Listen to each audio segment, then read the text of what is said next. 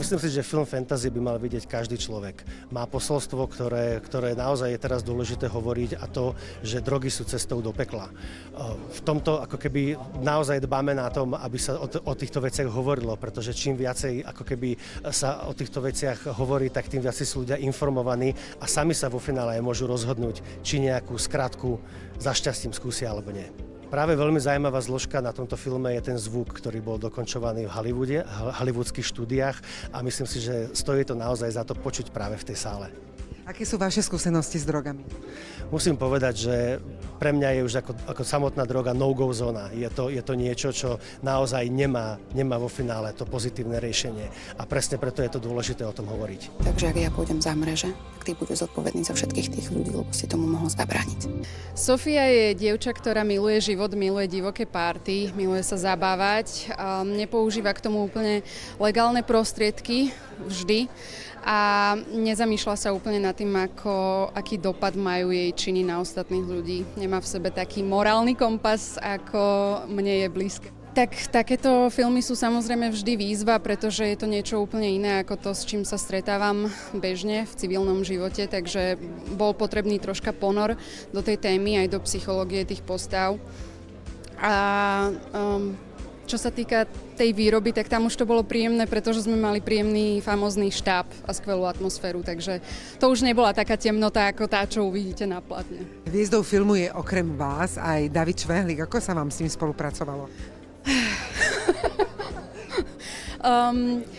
Skvelo. Ja som sa veľmi potešila, keď som zistila, že David Švehlik prikyvol na túto rolu, pretože myslím si, že v tom čase to nikto z nás nečakal. My sme predsa len boli neznáme mená, v Čechách sme doteraz neznámi, aj tu ma ešte nepoznajú samozrejme všetci, ale naši tvorcovia sú nové mená.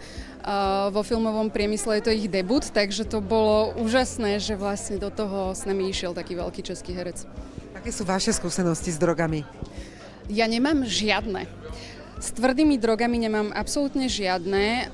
Aj som rada na jednej strane,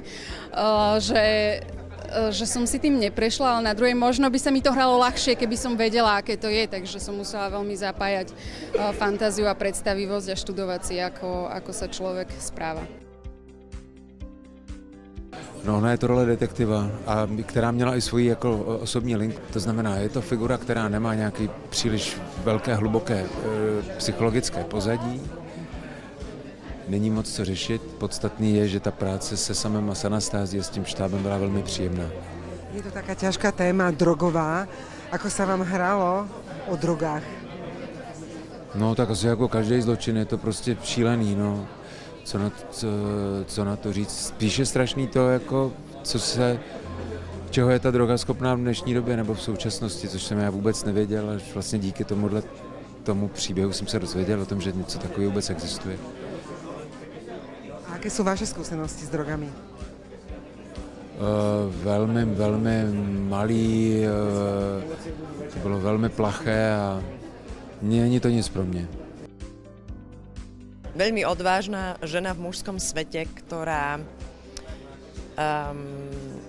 má obrovský zmysel pre spravodlivosť a myslím, že tú prácu robí, pretože ju bytostne robiť chce, že to má ako naozaj poslanie a povolanie. A to, ako v tomto filme bude pôsobiť, ja som ho ešte nevidela, takže ja som veľmi zvedavá. Sama som zvedavá. Točilo sa mi to skvele, spoznala som úžasných profesionálov z fachu, ktorí tiež svoje povolanie berú ako životné poslanie a životnú obrovskú úlohu. A sú to obrovskí profesionáli, správňaci a som strašne šťastná, že som mala možnosť ich spoznať. Tak milí diváci a fanúšici slovenského filmu aj českého filmu, pozývame vás do kina na film Fantasy od 14.3. Radi vás uvidíme.